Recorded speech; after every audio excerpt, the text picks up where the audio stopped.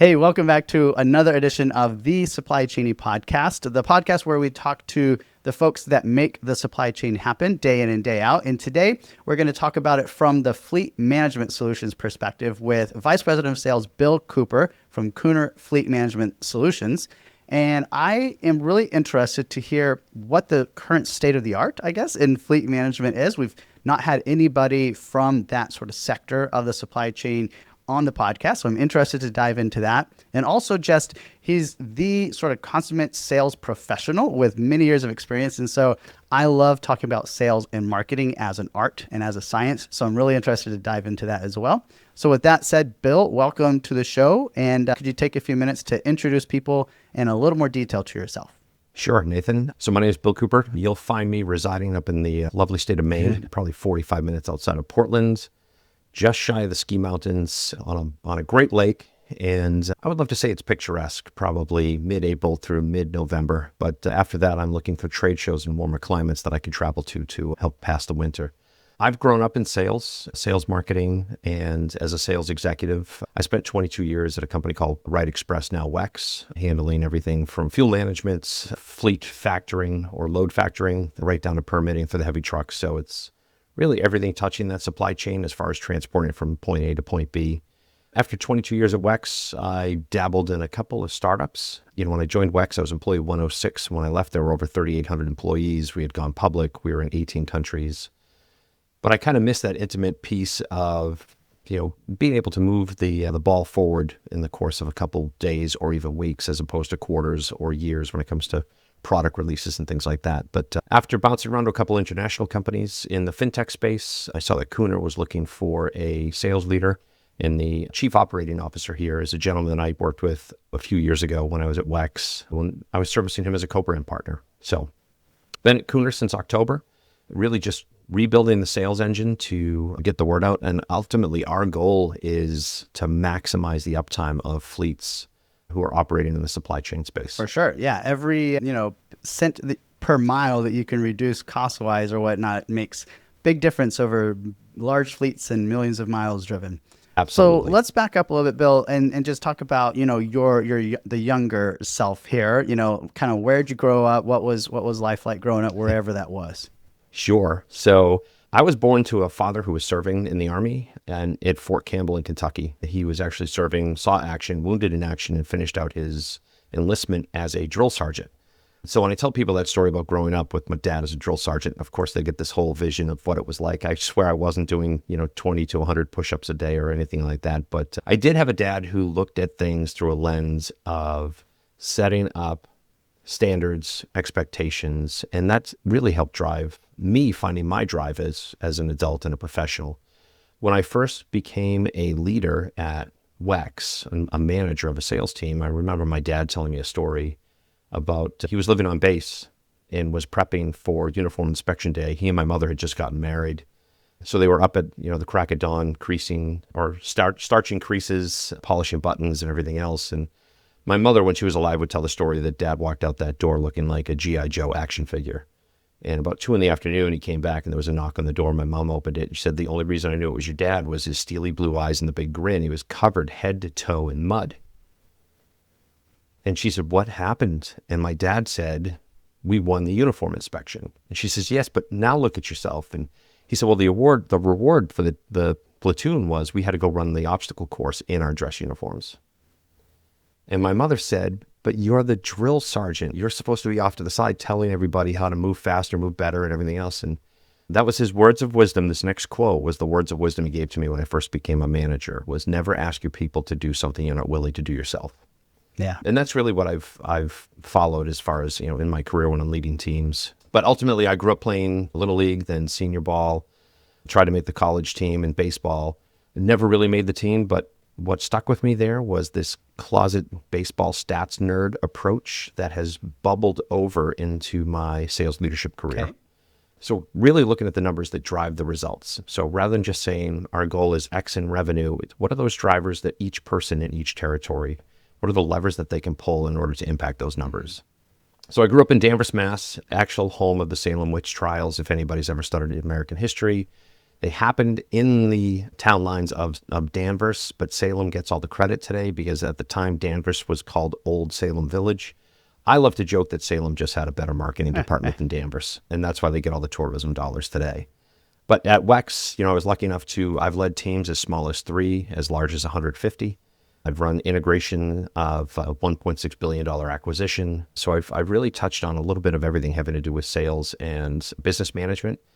But the crazy part is in every single one of those roles, we were doing something related to transportation and keeping vehicles moving in the supply chain.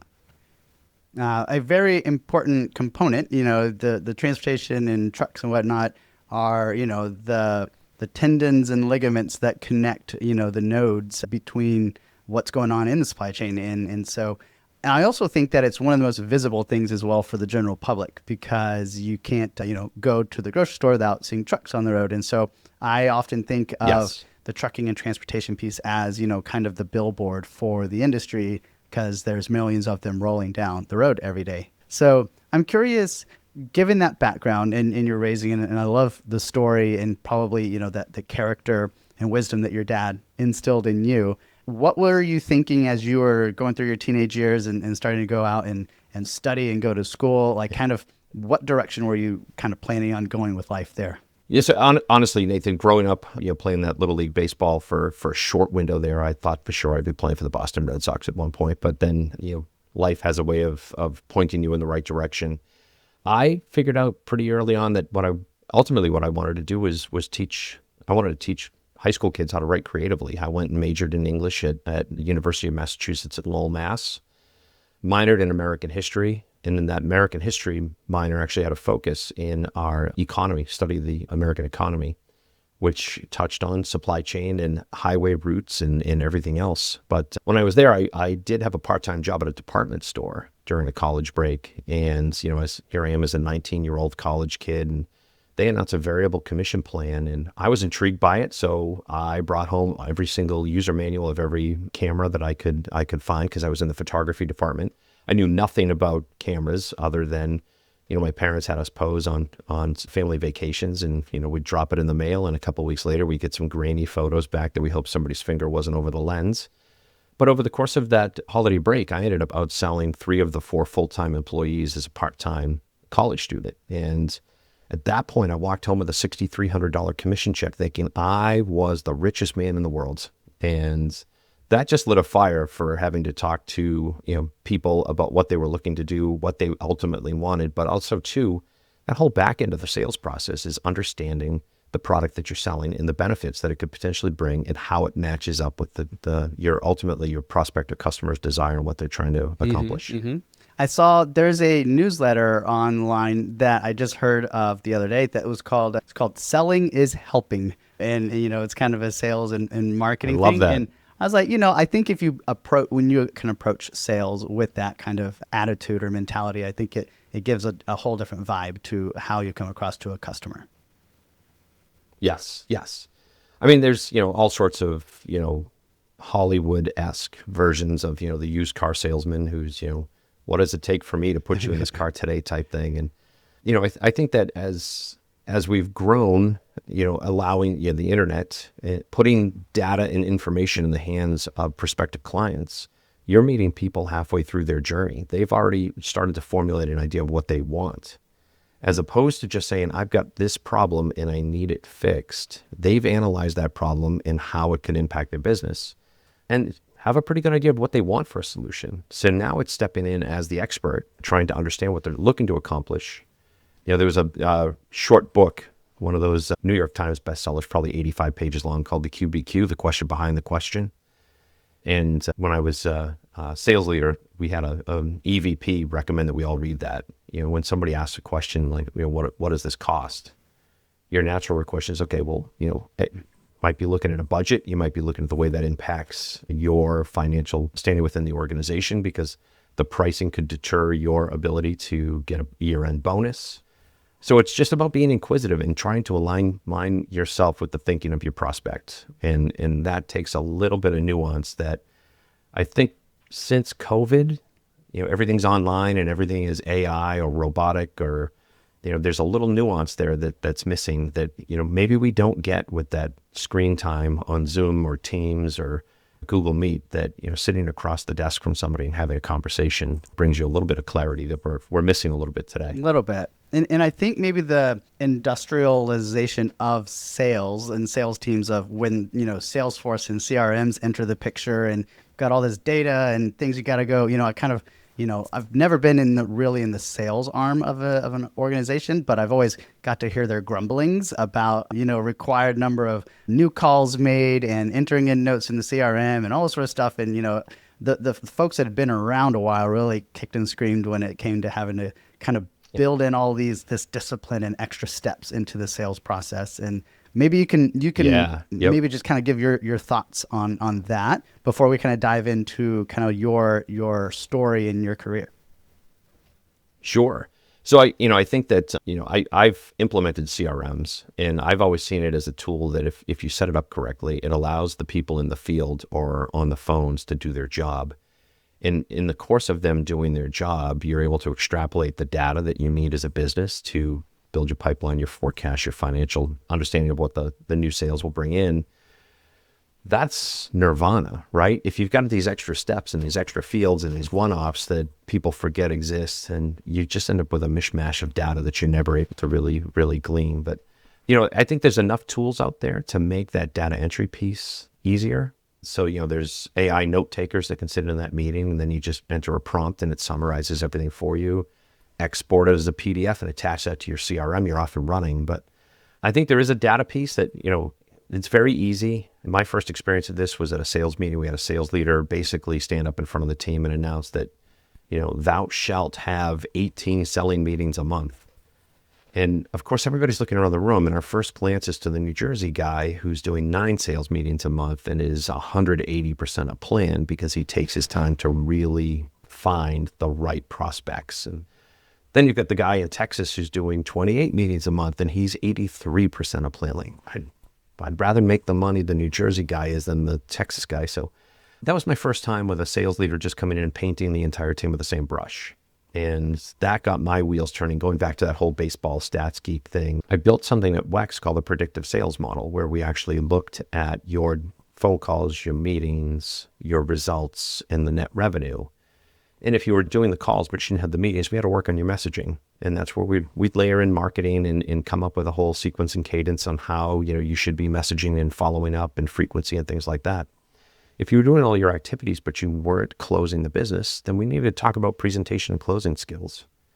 And or if you were doing all the things right, but you were missing your revenue number, you were fishing for too small of game in your pond, right? We had to go find you some good prospects to call on. And, that helped with having a good partner in marketing that would help us, glean the data, find the addressable market, and then go after it. I really appreciate that framework in the way of thinking about just designing kind of the science and math that goes behind sales and marketing. It's something I could probably talk about for the rest of the day, but we do got to move on, right? So looking at your profile, doing a little bit of research on you, I saw, enterprise car there as your first stop on your career. And I recall the enterprise folks being at my career days at college and recruiting a lot of us business students to go start in their leadership training management program. And I always kind of wondered, where does this take you, later on? Where does this lead down the road? And it leads to maybe someone like you one day. So can you kind of talk about that first experience and then just walk us through the different stops on your journey? Sure. So I won't mention the year because it'll age me beyond a number that I'm willing to admit publicly. But when I was looking for a job out of college, this is back before Monster.com and Indeed and jobs on LinkedIn. I was circling ads in the Boston Globe and then printing off a resume and mailing them all out on Monday morning. And I think I had printed off 200 plus resumes. I got 3 phone calls, and one of them was Enterprise Rent-A-Car. And I went into Woburn, Massachusetts, interviewed, and got a job offer. So for the first part of my career, I was indeed one of those guys wearing a suit and tie, losing a tie a week in the vacuum cleaner as we're vacuuming up the rental car, and it would just pull all the stitching out of the bottom. But, it really just dives you into this whole idea that that rental branch is your mini business. And it's up to you and the 4 or 5 people that are there to really drive it forward as a profitable entity. And, I had a number of folks during my career there that played a little role. They had little tidbits that I kind of took with me. And, I had an area manager. Area manager oversees 3 or 4 branches at enterprise. And he once half jokingly said, when that phone rings, the marketing department has spent money making it ring. Just remember that the name on your business card is Enterprise Rent a Car, not Enterprise Don't Rent Me a Car. So figure out how to get them in the door and put them behind one of our vehicles. After being in the rental side for a few months, I got the opportunity to open up a couple new branches, got to work at the most profitable branch in the Boston market in Danvers, Massachusetts, back in my hometown. Our group vice president came down and tapped me on the shoulder and said, hey, we've got this crazy new idea called Local Corporate Account Manager, or LCAM. And this is back before Enterprise had acquired companies that gave them all the airport locations. We were specifically looking for businesses in town that needed rentals. So got me to really just think about my sales and marketing hat and how are we going to bust open this market.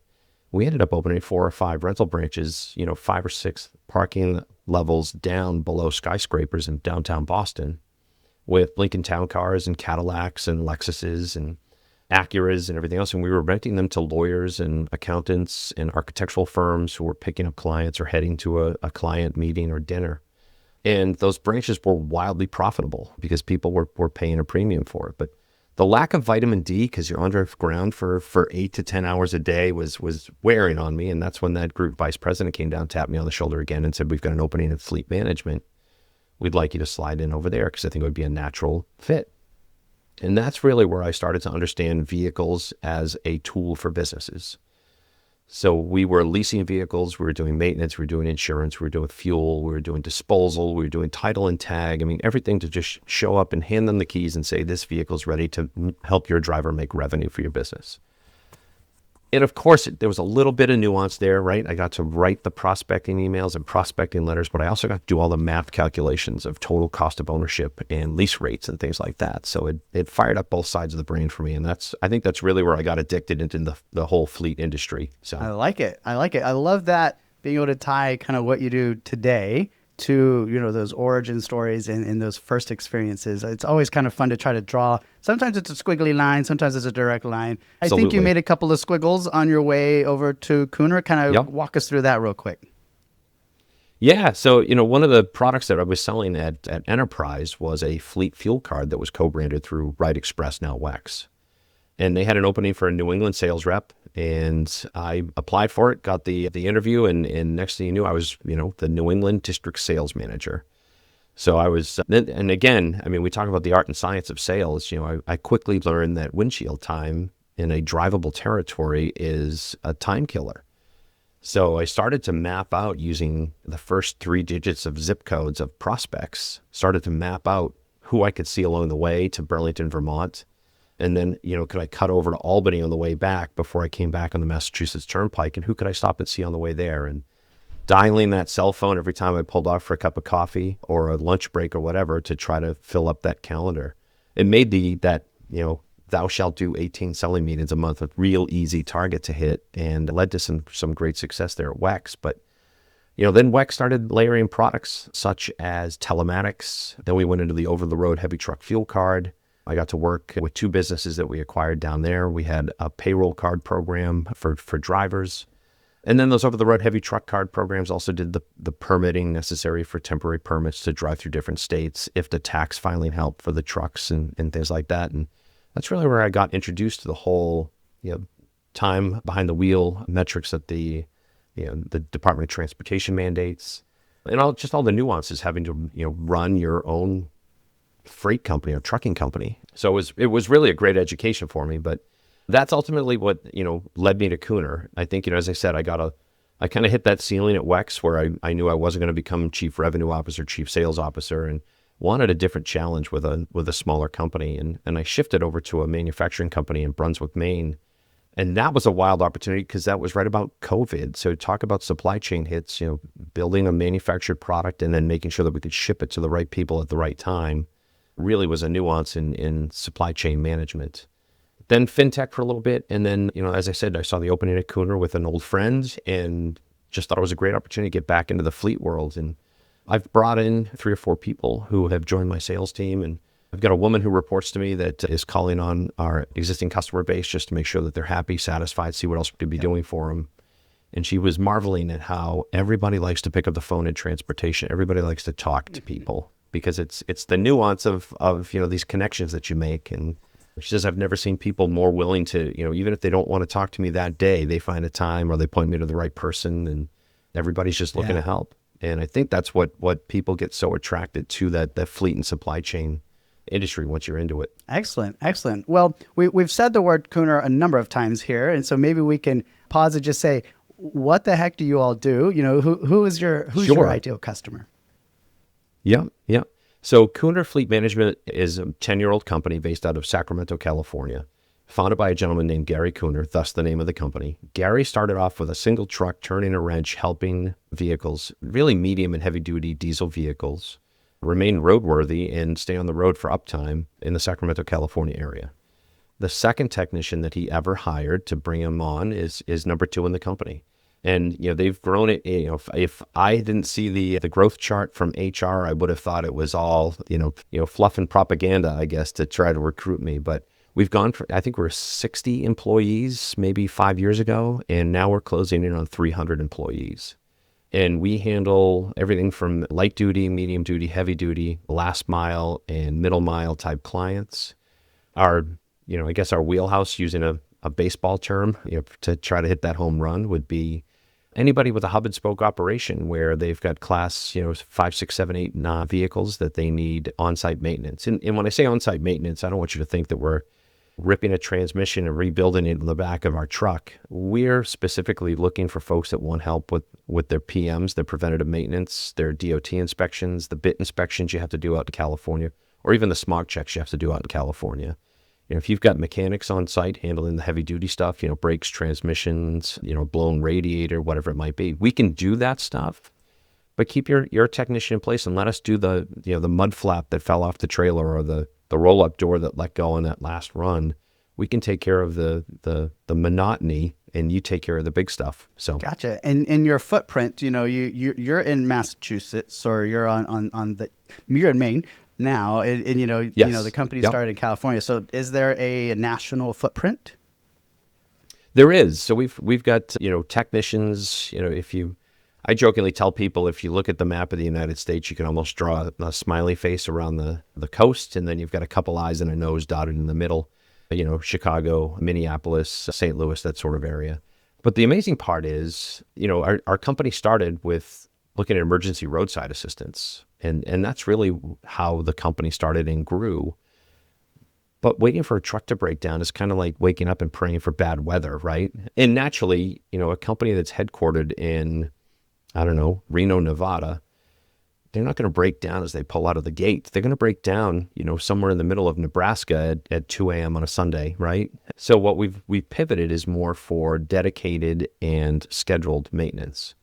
So dedicated can be, somebody who is dedicated to your site for a number of hours, a number of days per week.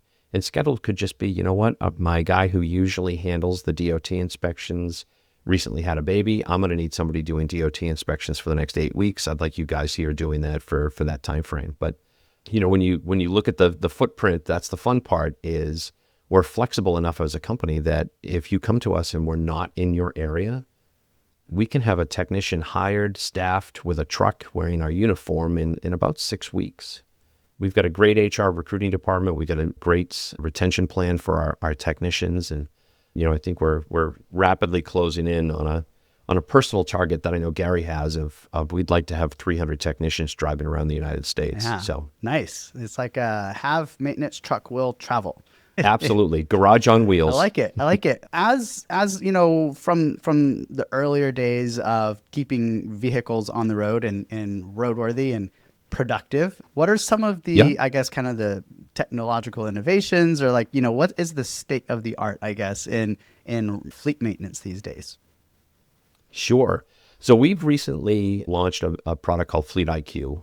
And what it does is it's not a log of just, vehicle maintenance and repair. We're actually looking at vehicle history, where it's driven, how it's been driven, and then we overlay that with OEM data and start forecasting, potential maintenance needs. So if you pull somebody into the yard for, the annual DOT inspection, but you're a couple 100 miles away from needing something else, or we think that, the headlight's going to fail because of, the history on the vehicle, then we could take advantage of that time that we've got that vehicle and take care of the issue before it becomes a breakdown on the side of the road. And then taking that data and feeding it into different systems. So, we know that we're not the answer for 100% of every fleet's needs. So we might be covering the branch in North Dakota, but you might have a technician on site full time in Chicago, and you've got a fleet maintenance software program that you're using to track all your vehicles. So we can API into that and feed our maintenance data back into your system, your repository.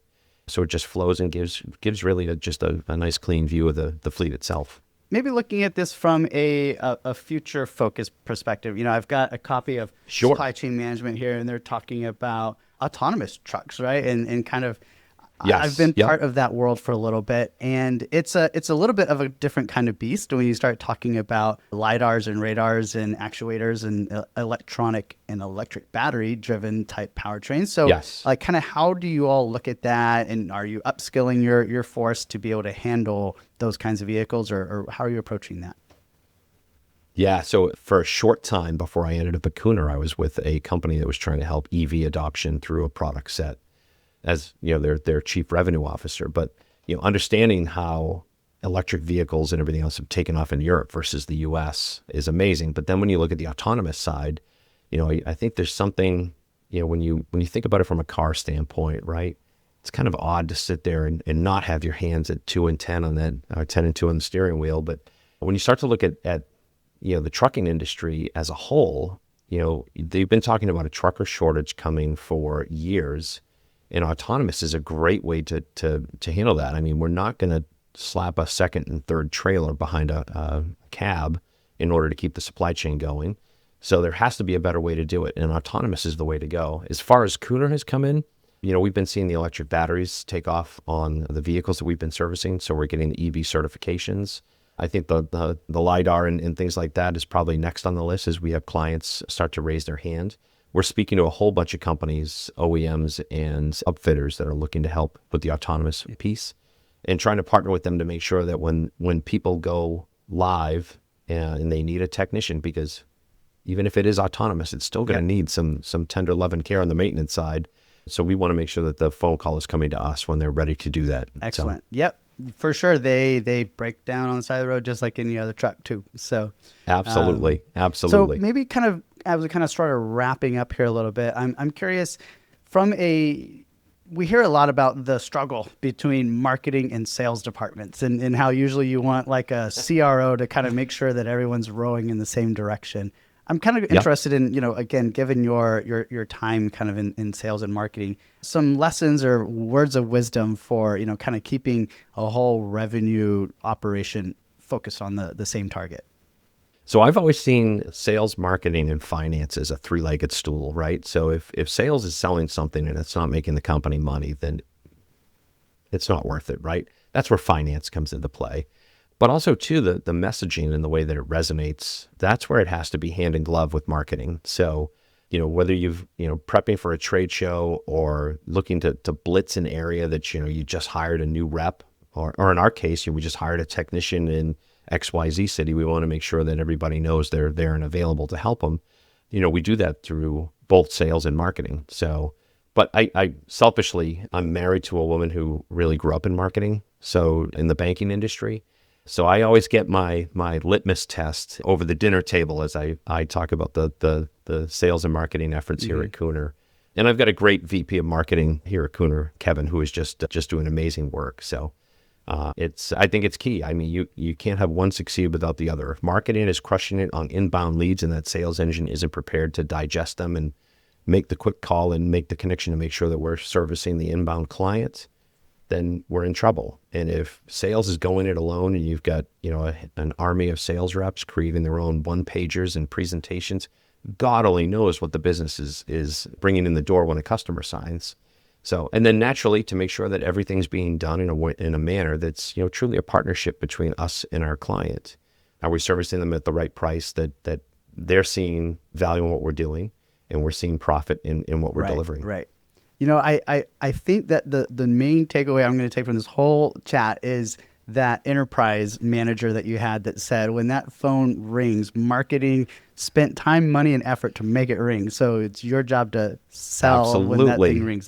I think that's the biggest takeaway. That's such a great little nugget right there. Yep, I can still picture him standing in the doorway holding up his business card as he's saying, "Our company name is not Enterprise. Don't rent me a car." So, yeah, absolutely. So just maybe as we wrap up here, where might people be able to interact with you all? I kind of keep myself busy on the conference and trade show route. Where might people see you all? So we're going to be dotting the map quite a bit here in the first half of the year. I think, thank goodness we've got a team that can jump into where they need to. I mean, we're going to be at NAFA in Cleveland in April. We're at the TMC show in Nashville I think that's middle of March. We're at Work Truck Week in Indiana, the TCA, Truckload Carriers Association convention down in Orlando. We'll be at the Trala annual conference. I think that's in Arizona this year. And then we've got the trucking summits, a last mile delivery conference, National Private Fleet Trucking Council. And then we'll be back at, I forget the fall show that the TMC has or the ACA has. And then also too, we're with the California Trucking Association. We're with the Texas Trucking Association, Florida Trucking Association shows. So chances are you're going to find somebody with that lovely Infinity logo of our company for infinite uptime, just walking around on their jersey. Yeah. So, all right. I like it. Well, hey, I appreciate you stopping by and sharing some sales and marketing nuggets of wisdom and a little bit about your father and kind of the lessons and character that he instilled in you. I love connecting the human element here to what we all do to, pay our bills and help our organizations grow. Absolutely. So, any last words on your side before we wrap up today? Think of those little minutes where you've got an interaction, whether it's with a parent or your manager or a person who reports to you. I mean, if you take it as there's always something to learn. And, that leads us right back to, sales is helping, right? So, if you're there to educate yourself and educate your client, then you're in good shape. And then I guess lastly, I'd be remiss if I didn't say, if you have any maintenance needs, KoonerFMS.com is a great spot to check out. Excellent. All right. I look forward to bumping into you all at one of these shows sometime soon. Excellent. Nathan, thank you so much. It was an absolute pleasure. Have a great day.